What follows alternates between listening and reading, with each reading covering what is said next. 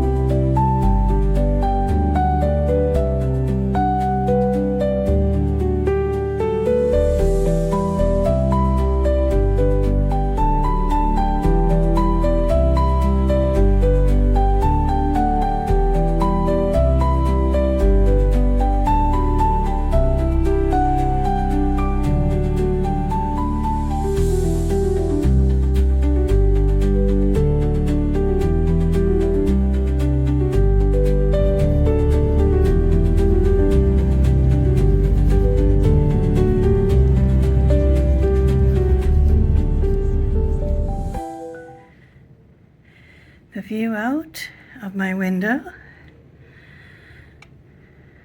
at rainy Seattle. It's also windy, though you can't really see it on this.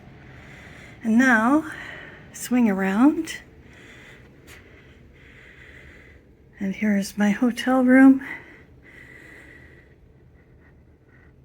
On this trip, I'm staying in hostels for the most part, but I did treat myself to a couple of nice places to stay in my mom's memory.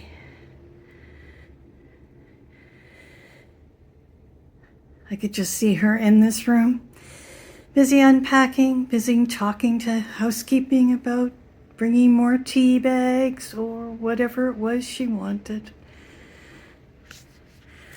Let's walk down.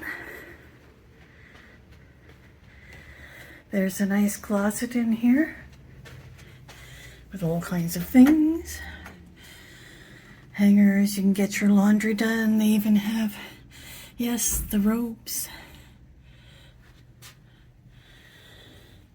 And over here, the beautiful and delightful washroom. A beautiful bathtub. A soaker tub, really. Don't you think?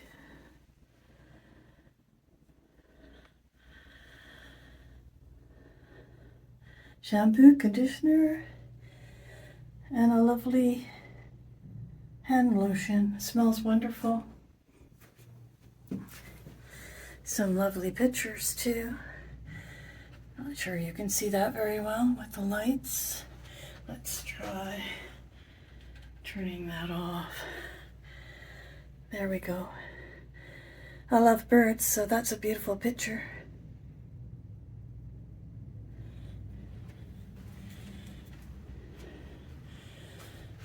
Over here we have something similar to what I paint. A little landscape with gardens, a cottage. And of course, very popular, the prints of greenery, herbs and whatnot. And that's it. Oh, the bed's very comfortable. Although I did find myself rather cold in the night, probably because I spent too much time editing a video sitting in my bare feet. So by the time I went to bed, I was quite chilly and I couldn't seem to warm up.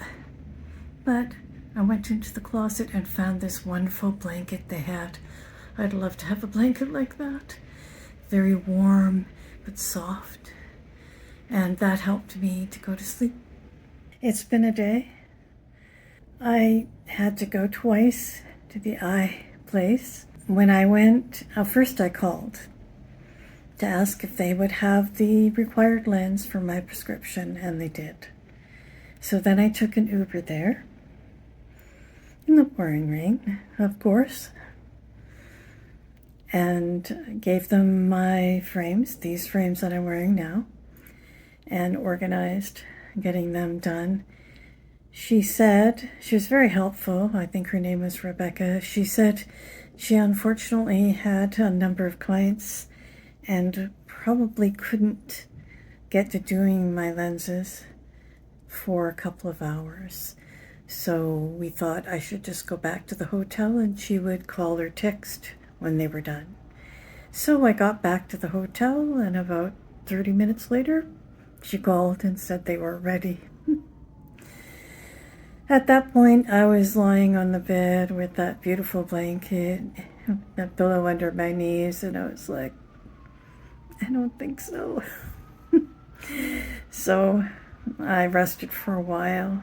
I hadn't slept well, even though the room is beautiful and the bed was comfortable.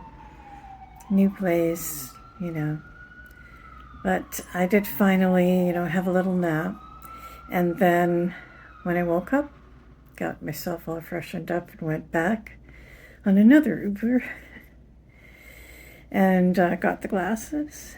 It's $140 US, which I think is not bad for the new lenses, single vision lenses for far distance. And when I get back to Canada, then I'll get the reading glasses done. So I feel pretty pleased about that. I did order breakfast to be delivered into the room when I woke up because I felt all right, but my legs were feeling quite wobbly from yesterday. So I thought, okay. So I ordered a breakfast. It was only afterwards that I realized, I have to start thinking about the exchange, because what's $16 or $19 is actually a lot more in Canada. So I have to be cautious about that. Overall, though, that was an okay experience. I mean, they were very nice, and the glasses are done. They fit them well, and I can see again. I can see all the details. I can see the signs. And instead of going back to the hotel after I picked up the glasses, even though it was pouring with rain, I decided to go to Pike Place Market because a lot of it is undercover. Now I found my legs are still tired from yesterday, so I didn't want to push it too much, but I also didn't want to just come back to the hotel, So I wandered around a little bit, very slowly. Thankfully, it wasn't too crowded. I took a few shots, and then I found a restaurant that looked out over the water. And of course, while I was sitting there, the rain stopped and the sun came out, and it was glaring in my eyes, and it was beautiful. And by the time I got up to leave, it was pouring again. But I wandered around the market a little bit more. I really wanted to see more of the little shops, like the bakeries and the place that makes cheese. But it was just pouring and the wind was blowing. And I thought, okay, I think this is enough for now. Overall, pretty good for the first full day in Seattle. There's still more time to go. But when I was sitting at the restaurant down at Pike Place Market, to the left-hand side where the big wheel is, there were breaks in the clouds and a little bit of light. But to the right side, it was dark and foreboding. And one of the Uber drivers said it's supposed to be a windstorm tonight, so I thought, what's new? When you live in a city like Seattle or Victoria, BC, these things, rain and wind, are very much part of your life. I don't mind the wind to a certain point. because I find that the wind often blows the clouds away. So sometimes it's good to have a breeze. And the other thing I love about cities like this and San Francisco is the fog. There's something so mysterious about fog.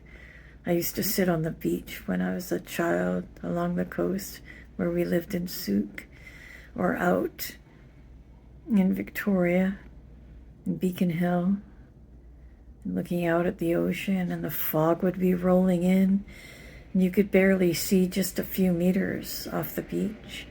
And you could imagine, you know, Captain Cook and his big tall ship sitting out there, you know, just waiting to be revealed as the fog drifted away. It's very magical. So today was a good day. I wanted to do more, but I was also very conscious that I shouldn't push myself. And I did plan to go to Pike Place Market this morning, and that was a little derailed by having to go to the optician, but I did make it there. And I did visit some places there and looked at some delightful things, hand-stitched journals and lovely things. I took a picture of some pussy willows because they remind me of Gordon Lightfoot's song, Pussy Willows, Cattails, Soft Winds and Roses. Beautiful song I've always liked. It's sort of surreal in a sense to be here. Looking back at my life before this, I can see that the kind of thing I'm doing now, which is making appointments, going out and keeping them, making plans and making, you know, seeing those plans through, I wasn't doing that. I was letting myself down. And I wonder sometimes how I got into that. Where did I stop caring so much? Where did I allow the darkness to just close me down and shut me off and stop me from doing things that even I knew on some level would be better for me, but I didn't do them? And that's really hard to understand, isn't it? But I know one of the things I talk about when diabetics go into insulin shock, even though they might have the medication there to take, at some point they just resist taking it. And I wonder sometimes if that's what happens to us when we get lost in a sea of grief and futility. Do we just see the possibilities of what we could be doing to make ourselves feel better and look better and live better, but deny it to ourselves? It's like a kind of punishment. And that makes me sad. I guess I have been punishing myself. I mean, it's amazing to me. I'm a graphic designer. I do artwork. You know, I work on these videos. I paint. I'm very visually oriented. I love things that are in balance. I love beautiful things like those pictures I was just showing you. But somehow when it came to my apartment, it wasn't like that at all. So I look at that and I say, why? Why? Maybe you have some answers. Maybe you struggle with the same thing. But life does have a purpose, even if you can't see it. You know, and I have to admit that there's many people far worse off than I ever was. Even in my worst moments, when I was terrified I wouldn't find an apartment I could afford to rent. When I lost my beautiful partner, Mark. When I lost my dad. When I lost my mom. When I lost my friend Rod to COVID. You know, and I just lost a friend in October who had been talking with me daily for 3 years. These losses are really hard. And I guess at some point you kind of feel guilty for being the one that goes on. And it seems to me that it's, in a way, my duty to live rather than not live. If I don't live, then the fact that I survive isn't enough. In a way, I need to honor them. Even though I may regret things that I did or didn't do, I have to honor them by trying to make my life, whatever's left of it, the best it can be. Maybe creative, of course, adventurous, and have a quality, have pride in myself.